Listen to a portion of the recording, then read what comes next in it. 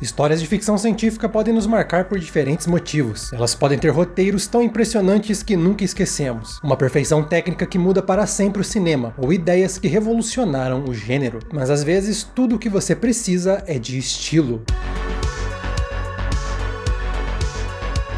Enquanto eu amo filmes que nos oferecem textos inesquecíveis, eu sou igualmente fascinado pelos que conseguem ser um show de cores, luzes, som e estilo. Experiências inesquecíveis para qualquer fã de ficção científica. Algumas histórias podem ser memoráveis, mesmo quando não são tão boas. Algumas podem ser memoráveis sem nem ao menos ter uma história que faça sentido. Viagens visuais e sensoriais pelo entretenimento de todas as galáxias. Eu sou o Matheus e boas-vindas ao Central Pandora, e é justamente essas experiências que vamos explorar hoje. Experiências que vão muito além do conceito padrão de cinema e buscam nos dar visuais incríveis em filmes que jamais vamos esquecer.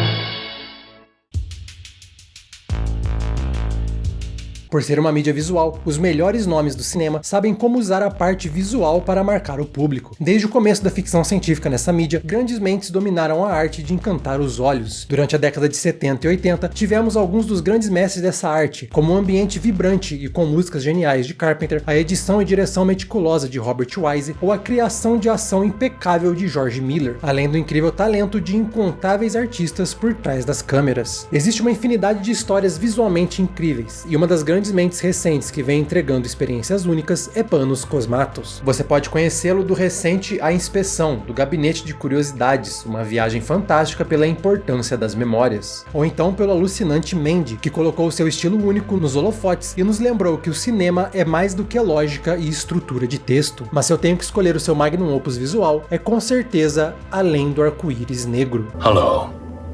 My name is Dr. Mercurial Arborea. And I am the founder of the Arborea Institute. Você lembra da sua época de locadora? Quando você pegava um DVD ou VHS, via a parte de trás e tentava imaginar toda a história a partir das imagens? Além do Arco-Íris Negro, é exatamente isso. Cosmatos queria trazer esse sentimento em uma obra cinematográfica. Com isso, temos uma fotografia incrível com uma saturação de cores primárias em diferentes cenas, o uso de sintetizadores dos anos 70 e um visual muito inspirado por Carpenter, Kubrick e outros. Arco-Íris Negro nos leva para o Instituto Arborea, onde Dr. Nile mantém a jovem telepata Helena prisioneira para estudar os seus poderes. E a única coisa simples sobre esse filme é a sua premissa. Além do Arco-Íris Negro, não agrada a muitos, mas se você estiver disposto a embarcar nessa viagem, ele é uma das mais incríveis experiências que a ficção científica pode te proporcionar no cinema. O uso de cores, músicas e formas mostra a genialidade visual de Cosmatos para criar algo quase etéreo. Além do Arco-Íris Negro, é quase como um sonho, um pesadelo, uma brisa errada em forma de filme, e você nunca consegue imaginar o que vai acontecer a seguir. Explorando conceitos de filosofia sobre id, ego e humanidade, você pode até não entender a história no final, mas com certeza não vai ser capaz de esquecer o que acabou de ver. We invite you to join us and find out for yourself.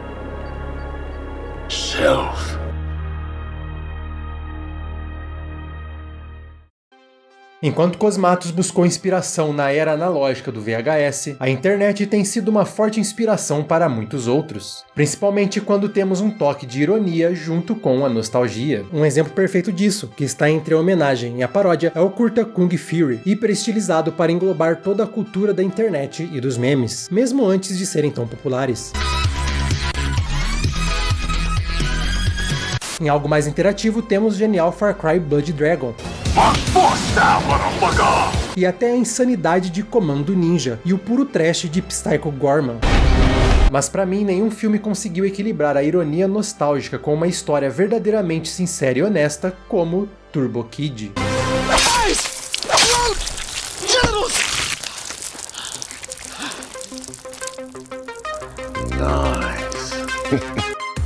Dirigido pelo trio François Simard, Anouk Whistle e Johan Carl Whistle, Turbo Kid é uma aventura que mistura Goonies e ET com Mad Max e Hokuto no Ken. Em um 1997 pós-apocalíptico, acompanhamos a história do garoto, que vive sozinho nesse futuro opressivo. Após encontrar a ingênua, mas cheia de entusiasmo, Apple, ele precisa enfrentar Zeus, interpretado pelo incrível Michael Ironside. Outstanding performance!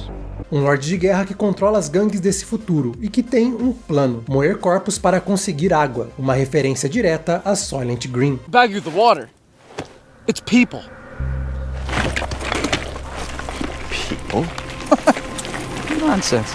Enquanto Turbo Kid inclina bastante para o lado da comédia, desde as cenas exageradas de gore até a construção desse mundo, com bicicletas sendo o veículo das gangues, uma clara piada com o futuro dos V8s de Mad Max, ele também é, no fim, uma história sobre luto, amizade e sobre amadurecimento. O uso do estilo visual e musical não só dá essa sensação de nostalgia ligada ao synthwave, que claramente inspirou o filme, como realmente constrói uma narrativa divertida e inesquecível, um filme simples, de baixíssimo orçamento, mas que traz o melhor que há no cinema independente, com atuações incríveis tanto para a comédia quanto para o drama. Essa é uma ótima experiência para os mais nostálgicos, para os retrogamers, mas também para quem busca experiências novas na ficção científica. Um filme capaz de roubar o seu coração.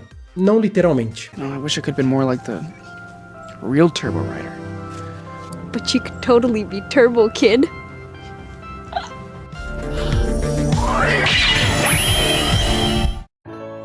Nos itens anteriores, vimos como a música pode ser usada junto do visual para trazer experiências incríveis. Obviamente, a música é muito importante para criar experiências assim. E é claro, isso significa que a nossa lista não poderia ficar sem um musical, um dos gêneros mais estilizados da história do cinema. Enquanto esse lugar da lista poderia ficar com o incrível Fantasma do Paraíso, o musical genial de Brian De Palma com o personagem que inspirou o visual do Darth Vader,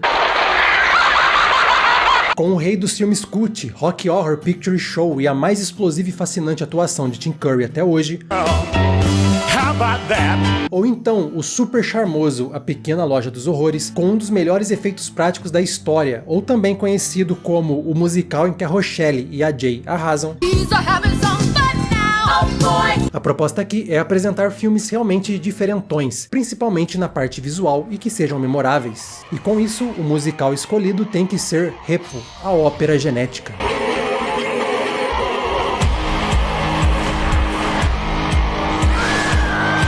Baseado em uma peça de teatro pequena, Repo, a ópera genética, nos leva a um futuro onde a falha de órgãos se tornou uma epidemia. E então uma companhia chamada Gineco surge com órgãos artificiais financiados para salvar a população. Mas o que acontece se você não pagar o financiamento? A companhia envia um Repoman para coletar o que você não pagou. E a integridade física do consumidor não é uma opção.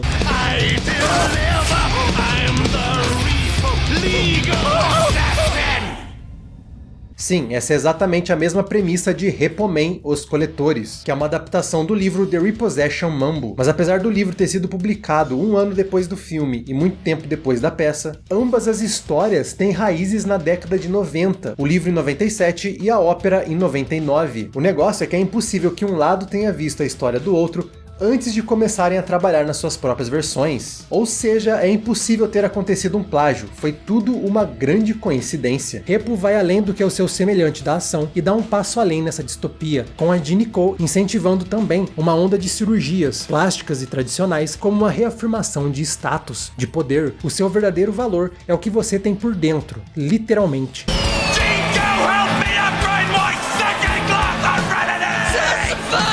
Diferente dos outros filmes nessa lista que apostam nos sintetizadores e nos sons eletrônicos, Repo é uma rock ópera gótica, com aquele ar de anos 2000 que é fantástico. Se você cresceu com Evanescence, esse é um filme perfeito. Big risk, a big fence, a mistake, a new friend.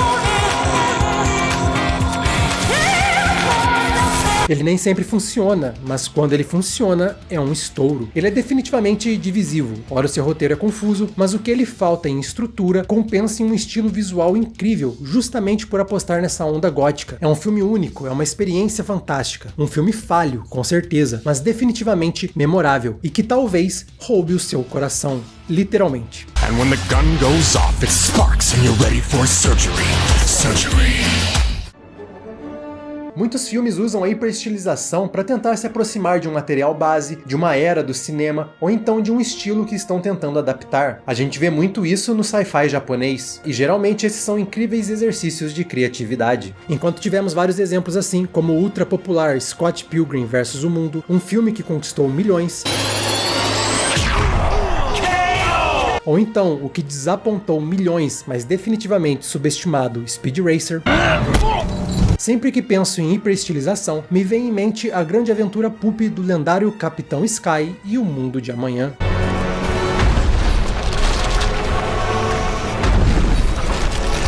Na veia de Rocketeer, o Sombra e Darkman, Capitão Sky traz o ar pulp para o cinema, aproveitando da tecnologia e dos efeitos digitais para nos lembrar do charme e da artificialidade da era de ouro da sétima arte. Todo gravado em frente de uma tela azul, a obra não busca o realismo, mas sim fazer uma grande homenagem aos cine-seriados de ficção científica, com ideias tiradas direto de alguns dos mais famosos títulos da década de 40. Inicialmente o projeto nasceu como um curta, feito por uma única pessoa e de forma caseira, antes de ganhar o orçamento de uma produtora por trás. O filme contou com mais de 100 artistas digitais em 3D e 2D para conseguir levar à tela toda a storyboard que foi feita à mão. É uma das obras mais estilosas das últimas décadas, uma aventura cheia de coração e um visual que dificilmente veremos de novo. Capitão Sky conta com um estilo dieselpunk retrofuturista e antecipou o estilo visual de alguns favoritos dos fãs, como o próprio Sin City, cheio de criatividade não ao criar, mas ao reutilizar tropos visuais e designs do passado para fazer uma grande celebração à ficção científica da era pulp. Apesar de ter sido um fracasso de bilheteria na época, isso não define a sua qualidade, e aos poucos ele começou a ganhar o reconhecimento merecido, e é definitivamente uma incrível viagem pelos céus da ficção científica de ontem.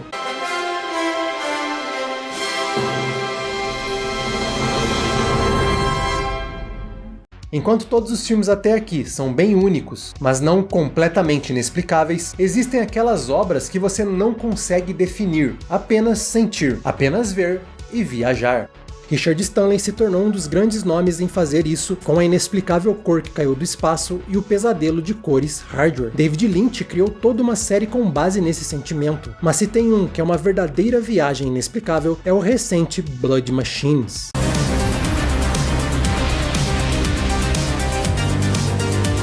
Apesar de ter nascido como um filme, Blood Machines foi cortado em 3 partes e distribuído como uma minissérie pela Shudder, e é uma produção com o espírito dos filmes e músicas dos anos 80. Dirigido por Seth Ickerman, pseudônimo usado pela dupla Rafael e Savitri, que ganhou fama com vídeos de synthwave, Blood Machines é a história de 2 Blade Runners, nenhuma ligação, que estão atrás de uma inteligência artificial de uma nave danificada. Mas quando um grupo de mulheres de uma tribo desconhecida faz a inteligência artificial ganhar forma humana, os 2 Runners terão que ir até partes desconhecidas da galáxia para enfrentar uma entidade que se torna cada vez mais poderosa. O filme foi feito junto com o grupo Carpenter Brut, e toda a parte visual tem como foco complementar a música. É muito mais um clipe de 55 minutos do que um filme, por assim dizer. Mas ele tem sim uma história e uma estrutura de filme. O interessante é que enquanto ele explora as formas do corpo feminino, essa viagem de cores e luz também comenta sobre o papel feminino na sociedade e traz simbolismos sobre a sua libertação e opressão. É um filme bem francês nesse ponto. Ele traz todo o lado experimental da internet com o cinema europeu. Olha, se você é fã de música eletrônica, eu não tenho muito mais a dizer a não ser...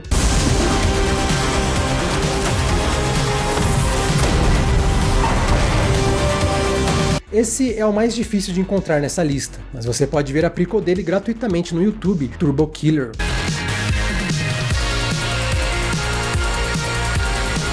E eu sei, por serem filmes diferentes e desconhecidos, eles também são muito difíceis de serem encontrados. Por isso que são desconhecidos. Aqui no YouTube às vezes parece pecado indicar um filme que não está no streaming. Mas infelizmente, boa parte da ficção científica, muitas das maiores histórias desse gênero, não são tão fáceis de serem encontradas assim nos streamings da vida. Eu recomendo você tentar encontrar todos dessa lista. Eu vou tentar ajudar da melhor forma possível e deixar aqui embaixo uma lista com todos que eu consegui encontrar nesses serviços de vídeo por demanda. O que eu posso desejar é boa sorte na sua aventura tentando encontrar essas experiências incríveis e que você continue acompanhando Central Pandora, porque estaremos aqui no próximo vídeo trazendo o entretenimento de todas as galáxias.